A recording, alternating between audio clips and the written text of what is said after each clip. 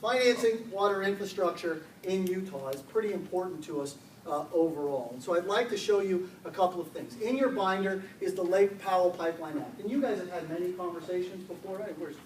You guys have had conversations before about the Lake Powell Pipeline Act? A couple. Okay. All right, look, I don't expect you to go through the act in excruciating detail or anything along those lines. I wanted to make sure that you had it.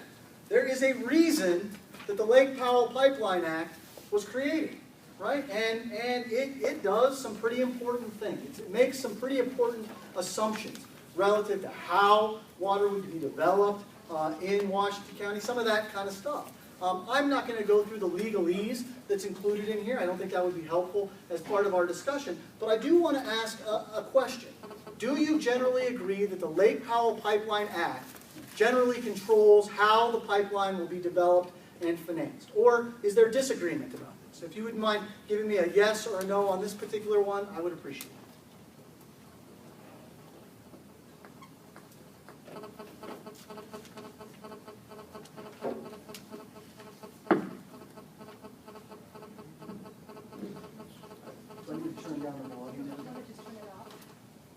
Can I just do that? I will talk loud so you can hear me, okay? Do we get them? I'm going to turn that off so I don't have to. We got them all? All right, so let's see what we have. Right? Okay, so the vast majority of us agree, right, that the Lake Powell Pipeline this is instructive in terms of how the Lake Powell Pipeline will be developed and financed.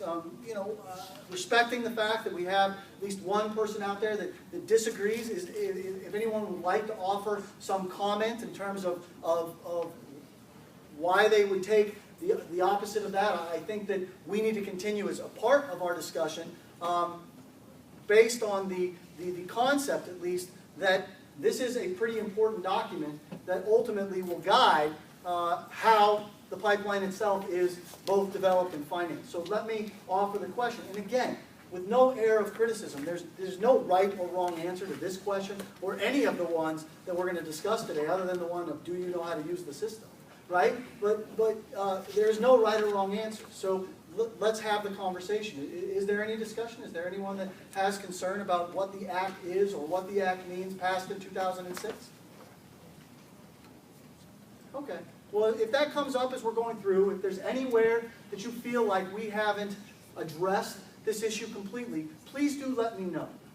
And we'll talk through what we may be missing on my end or where our confusion may have come from. I would like to show you a couple of things. This is an August letter from Ron Thompson to the Division of Water Resources. And I'm not going to go through this letter in its entirety, but this letter is also included in the documents or in the binders that you've been provided or prepared for you. Thank you very much for getting all that stuff copied and in those binders. I really do appreciate it. There's a number of things that affect how the Lake Powell Pipeline might be financed. Let me just talk through a few of these points that I think are particularly important. Number one, the districts commit to purchase 70% of the project water prior to the commencement of construction, right? So the districts don't have to commit to 100% of the water. Now, you'll recall that in the analysis that was done earlier by the economists, they do sort of make the assumption that 100% of this project is sort of financed up front. Number two, the districts have 10 years from the date of completion of the project to sign up for blocks of that 70%. Now, what is a block? A block means how much you're planning to take down. If you need 10 acre-feet, you take 10 acre-feet. You need 3,000, you take 3,000. This is really the beauty of the Lake Powell Pipeline Act, in that it, as was mentioned by the State Department in that news snippet that I showed you before, that probably the most favorable provision of the Lake Powell Pipeline Act is that you don't have to start paying for the water until you take it down. And you've got 50 years to do it. With each block financed over 50 years from the date they sign up. Now, I'll be honest with you. You can finance something over 50 years. I don't know that I would think that's the best thing to do, right? Maybe it's a good idea. You want to lower those costs over time. You can finance it over a longer period of time. But 50 years is a long time. You start to incur a lot of interest as a result of that. Let's just keep that in the back of our mind. At 4% interest with annual payments. Not bad. If the districts sign up for any of the first 70% after the initial period, the time to pay back is reduced by each year past 10 that we, in this case the districts, delay. Okay? So let's be perfectly clear in terms of what is required by the Lake Powell Pipeline Act. Take down, commit to the first 70% of the water. Not 100%, the first 70%. Take it down in blocks. You pay for it when you need it. Or at least you start paying for it when you need it. Now, let me go through a couple of these others. For the remaining 30%, the districts have 50 years from the date of purchasing the water to pay it off at 4% interest. Okay? So for the remaining 30%, whenever you need it, you've got 50 years from then. No interest would be charged until such time as the actual contract to take the water occurs. You do not incur interest until you actually need the water. Okay? Remember, we're contrasting this against a straight line amortization bearing interest beginning in 2014, the economist model, and going out for 50 years. Right? The districts would be responsible to pay all operational and maintenance and repair and replacement costs for the project. The Lake Powell Pipeline in and of itself, in terms of the construction, is not the totality of what needs to be constructed. It's a portion of it. That's the portion we're going to focus on here today. Now, I will tell you, I went over these 6 or 7 bullet points earlier today with the authors of the report, the Economist report, at least one of them, who said, you're right, this is different than the assumptions that we made when we offered our letter. Not familiar with the Lake Powell Pipeline Act and these provisions. This is an October 8th letter from the Utah Department of Natural Resources, generally confirming Mr. Thompson's understanding. I have also provided that in your booklets to go over. Again, this was a few months later. The State Department says we are in receipt of your letter, and we generally believe that what you've said is true. They point out a couple of differences. I think the most material of those differences is the fact that in Mr. Thompson's letter, it makes the assumption that you will pay 4% interest no matter when you finance it. And what this letter essentially said was, well, the rate of interest is yet to be determined. We'll have to determine that at the point at which you take the water down. Okay? So we have a letter outlining the understanding. We have a confirmation of that understanding, which is materially different than what we were looking at before. This is a November 2012 letter from the Utah Department of Resources expressing concern regarding the Economist's analysis. This is also provided in the document that I sent over to you. Again, the concern is not intended to suggest, and I want to be incredibly clear about this, what the economists were attempting to do and what that has been portrayed as, what it has been written as. Oh, hey, we should just only be listening to what these economists said. You pick up the phone and ask them, that's exactly what they wanted people not to do. At least as was relayed to me is that the whole idea behind penning these letters is that more information was needed because the magnitude of these expenditures is great to the state of Utah and ultimately to the people of Washington County. Okay? This is not my goal to be critical of these folks. I actually think they were attempting to do a very important service to the state of Utah.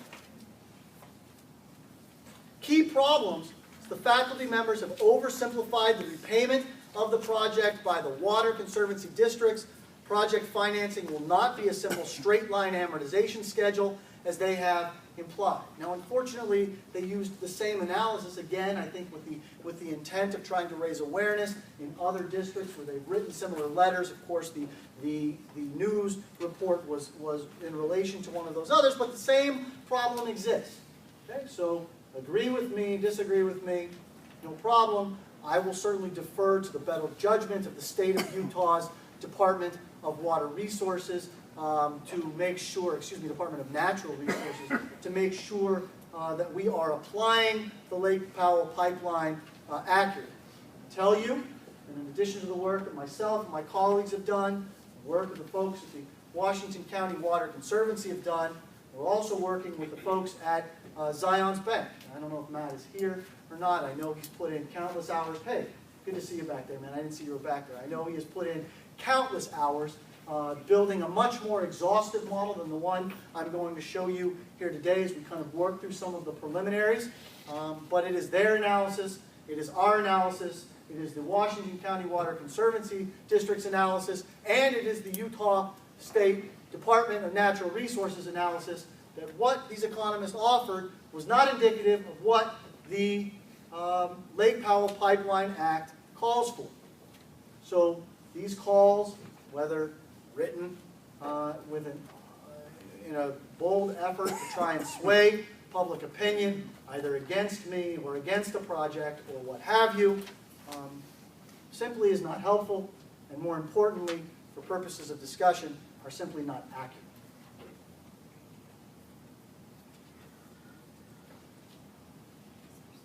Washington County has an estimated build-out population, and this is a report from 2006, so let me be the first one to tell you that number is old and that number is low. It's also the one that I could find that was sort of best documented, so I've included it here. Washington County is estimated to have a build-out population of approximately 607,334. I don't know where you're going to put them all, right? But perhaps you'll find a way as you continue to expand. Nonetheless, I think this offers a very important question for purposes of our discussion as we continue, and that is, does Washington County currently have sufficient water resources to service its build-out population? Right? There's a lot of conversation about we don't need it, we don't want it, all that kind of stuff, but if we already went through the exercise of looking at population growth, we looked at employment growth, we concluded the last time we got together that Washington County is among the fastest growing counties and among the fastest growing states in the United States, that at least some growth is going to continue to occur. Now, I don't know exactly what that rate of growth is going to be, but I can almost assure you it's not going to be zero. Nonetheless, we may disagree on this important point, but the one thing I want to ask you is do we believe, as a group, that Washington County has sufficient resources to service its build-out population? Can you please answer that question for me? I would appreciate it.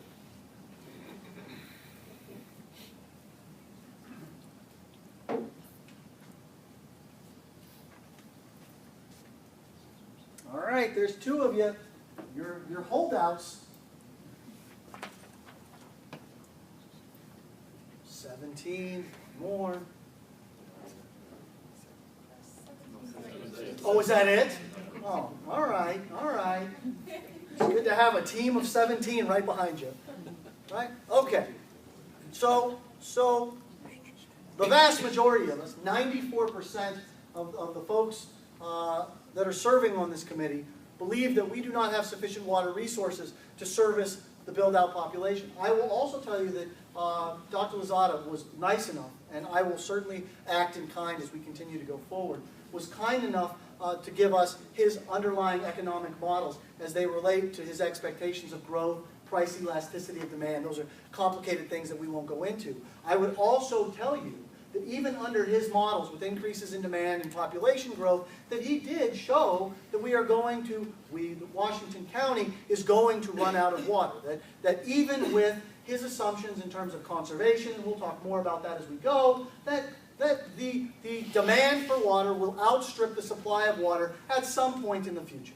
Right? And we may disagree in terms of whether that's 10 years out, or 15 years out, or 38 years out, or 274 years out. But sooner or later, you're likely to outstrip at least some of those water. Now, we did have some dissent here in terms of whether it was yes or no, whether there was. Are there concerns, arguments, either way that we want to vet this a little bit? Do we want to have a conversation about this particular one? Okay. All right. If you do, just bring it up. No problem. I'm happy to. Let me give a reminder. And just so you know, because I can understand if I'm the only one in the room